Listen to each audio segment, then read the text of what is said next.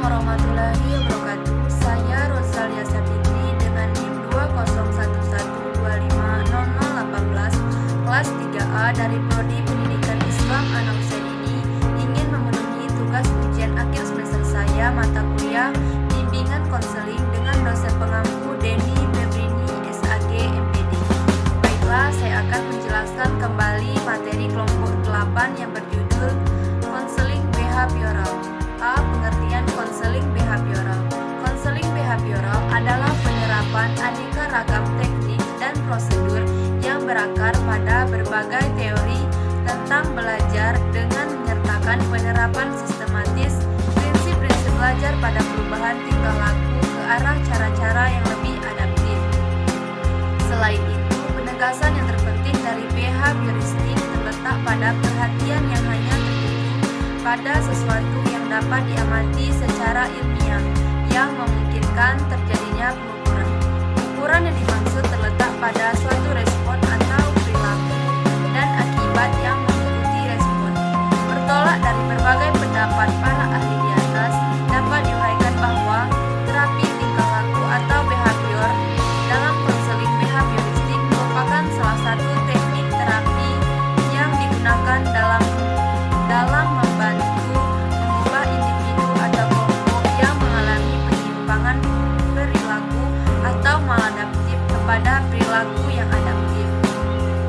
Pemahaman tentang konseling behavioristik. Pendekatan behavioristik merupakan sebuah pendekatan dalam konseling yang secara umum masih dipergunakan oleh konselor. Pendekatan ini berasumsi bahwa perilaku manusia merupakan serangkaian hasil belajar. Apa dilakukan oleh seseorang merupakan hasil produksi dari lingkungan yang dominan seperti orang tua, sekolah, masyarakat, atau orang lain yang berpengaruh atau signifikan other. Manusia dianggap sebagai makhluk yang tidak mempunyai daya apa-apa atau deterministik. Manusia identik dengan robot yang tidak memiliki inisiatif dan hanya bisa melakukan sesuatu karena merespon sebuah perintah atau aturan. Walaupun teori ini sudah banyak ditentang oleh aliran-aliran baru dalam konseling, tetapi teori ini tetap eksis dengan melakukan beberapa modifikasi.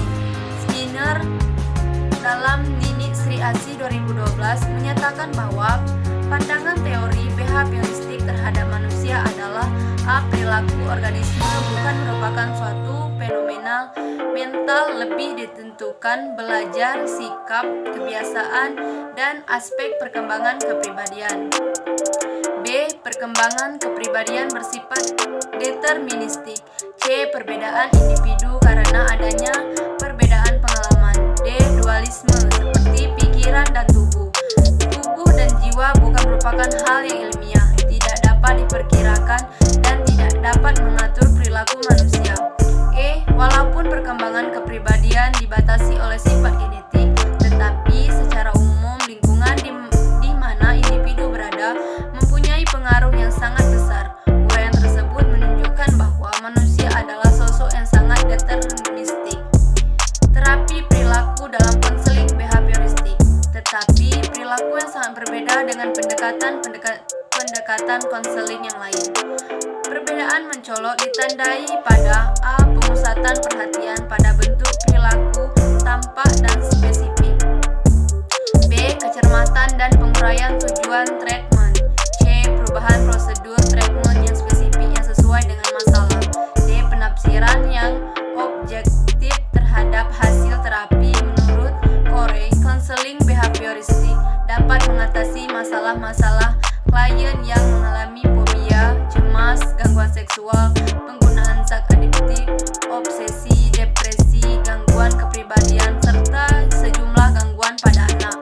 Dan Thoresen, konseling behavior merupakan suatu proses membantu orang untuk memecahkan masalah interpersonal, emosional, dan keputusan tertentu. Sebagai salah satu bentuk kerjasama antar konselor dan klien seperti berikut. A. Konselor menjelaskan maksud dan tujuan. B. Klien mengkhususkan perubahan positif yang dikehendaki sebagai hasil konseling. C. Klien konselor menetapkan menetapkan tujuan yang ditetapkan apakah merupakan perubahan yang dimiliki oleh klien. D. Bersama-sama menjajaki apakah tujuan itu realistik. E. Mendiskusikan kemungkinan manfaat tujuan. F. Mendiskusikan kemungkinan kerugian tujuan. G. Atas dasar informasi yang diperoleh tentang tujuan klien. B. Konsep dasar konseling behavioristik.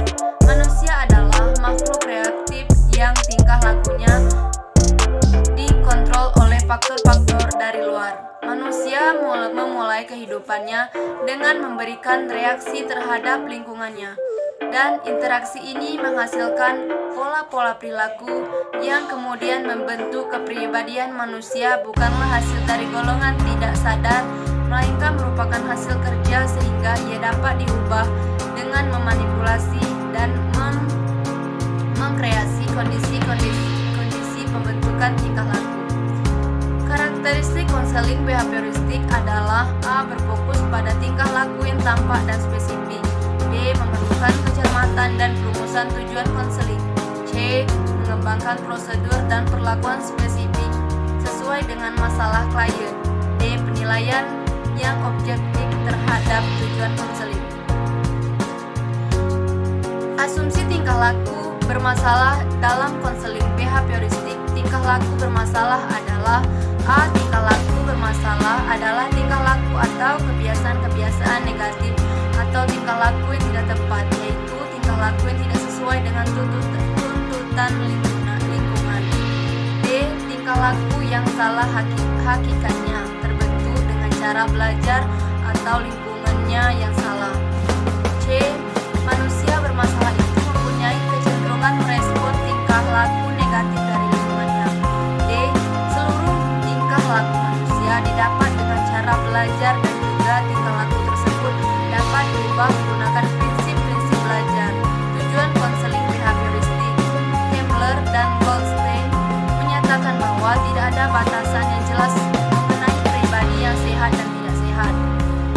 Hal ini disebabkan para tokoh aliran ini mengakui bahwa perilaku maladaptif adalah seperti perilaku adaptif, yaitu dipelajari. Sehingga tujuan konseling dalam pendekatan ini adalah mengajak konseling untuk belajar perilaku baru, yaitu perilaku yang dikehendaki oleh lingkungan yang dominan. Menurut Krumbolz dalam Latipun 2006-138, tujuan konseling behavioristik adalah mengubah perilaku salah yang tampak sangat berguna dibandingkan tujuan-tujuan yang dirumuskan dalam makna yang sangat luas.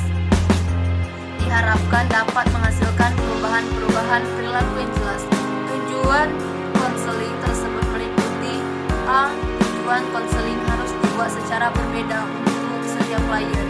B. Tujuan konseling untuk setiap klien akan dapat dipadukan dengan nilai-nilai konselor, meskipun tidak perlu identik. C. Tujuan konseling disusun secara bertingkat yang dirumuskan dengan perilaku yang dapat diamati dan dicapai klien.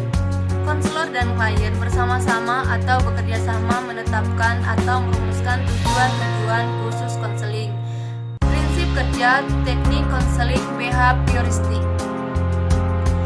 Menurut Ahmad Sudrajat dalam Barnawi 2011, prinsip kerja teknik konseling behavioristik meliputi hal-hal sebagai berikut. A. Memodifikasi tingkah laku melalui pemberian penguatan. B. Mengurangi prevensi berlangsungnya tingkah laku yang tidak diinginkan.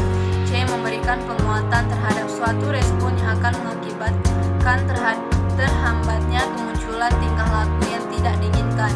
D. Mengkondisikan pengubahan tingkah laku melalui pemberian contoh atau model, film, tape recorder, atau contoh nyata langsung. D. Merencanakan prosedur pemberian penguatan terhadap tingkah laku yang diinginkan dengan sistem kontrak. Penerapan teknik konseling behavioristik menurut Goldenberg atau teknik-teknik konseling behavioristik dapat meliputi sebagai berikut. A. Latihan asertif. B. Desensitisasi sistematis. C. Pengkondisian aversi. D. Pembentukan tingkah laku model. Reinforcement.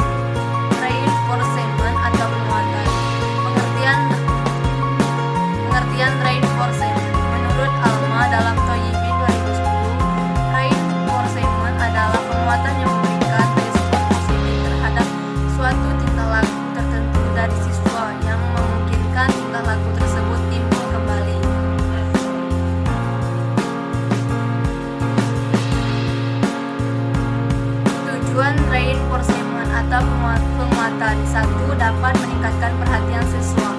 2. Memudahkan proses belajar. 3. Membangkitkan dan mempertahankan motivasi. 4. Mengubah sikap suka, mengganggu, dan menimbulkan tingkah laku belajar yang produktif. 5. Mengembangkan dan mengatur diri sendiri dalam belajar. 6. Mengarahkan kepada cara berpikir yang baik. C. Komponen reinforcement. Komponen-komponen keterampilan dalam pemberian reinforcement atau penguatan pada siswa penting digunakan oleh guru untuk lebih memotivasi siswa dalam belajar terhadap 3 komponen dalam reinforcement, yaitu 1. Verbal reinforcement, 2. Gestural reinforcement, 3. Proximity reinforcement, 4. Kontak reinforcement, 5. Activity reinforcement, 6. Token reinforcement. D. Modus reinforcement. Dalam pemberian reinforcement kepada siswa, ada beberapa modus penggunaan yang perlu diperhatikan. Menurut Alma dalam Toyibin 2010, modus penggunaan reinforcement meliputi 1. Whole group reinforcement, 2. Daylight reinforcement, 3. Partial reinforcement, 4. Personalized reinforcement. Berdasarkan uraian di atas, dapat disimpulkan bahwa pemberian reinforcement harus disesuaikan dengan modus penggunaan reinforcement meliputi whole group reinforcement, delay reinforcement, partial reinforcement, dan personalized reinforcement. Pengertian punis atau hukuman, bahwa hukuman atau punishment adalah tindakan yang diberikan oleh pendidik terhadap anak didik yang telah melakukan kesalahan dengan tujuan agar anak didik tidak akan mengulanginya lagi dan akan memperbaiki kesalahan yang telah diperbuat. Hukuman atau punishment sebagai alat pendidikan atau preventif dan kuratif yang tidak menyenangkan bagi siswa. Namun, hukuman diberlakukan untuk meninggalkan perbuatan atau hal-hal yang kurang menguntungkan bagi dirinya dan mengarahkan agar senantiasa bertingkah laku yang baik, bermanfaat bagi siswa dan hasil belajarnya serta kemajuannya. Dan pengalaman hukuman punishment diharapkan siswa jera dan sadar akan kesalahan yang telah dibuat.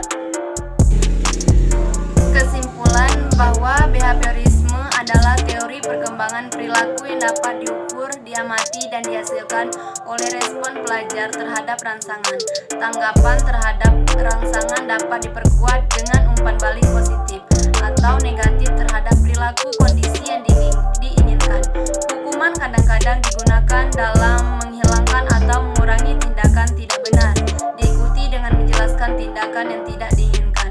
Teori belajar behavioristik menekankan pada perubahan tingkah laku serta sebagai akibat interaksi antara stimulus dan respon. Belajar merupakan suatu proses perubahan tingkah laku sebagai akibat dari interaksi antara stimulus dan respon.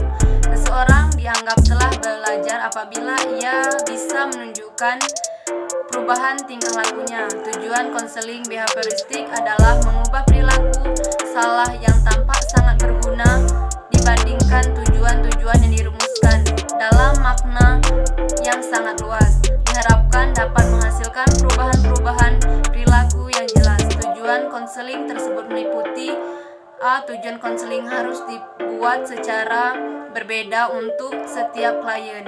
B. Tujuan konseling untuk setiap klien akan dapat dipadukan dengan nilai-nilai konselor meskipun tidak perlu identik. C. Tujuan konseling disusun secara bertingkah yang dirumuskan dengan perilaku yang dapat diamati dan dicapai klien. Baiklah, itulah penjelasan materi yang dari saya. Sekian, terima kasih. Wassalamualaikum warahmatullahi wabarakatuh.